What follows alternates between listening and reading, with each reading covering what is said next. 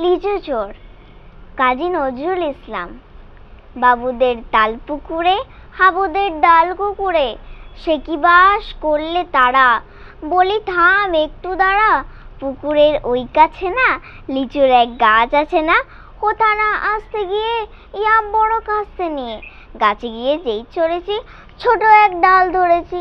ও বাবা মরাত করে পড়েছি সরাত জোরে, পড়বি পর মালির ঘাড়ে, সে ছিল গাছের আড়েই।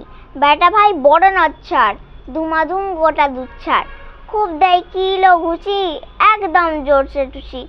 আমি অব্বা গিয়ে থাপড়, দে হাওয়ার চাগিয়ে কাপড়। লাফিয়ে ডিঙ্গু দেয়াল, দেখি এক ভিট্টে শেয়াল।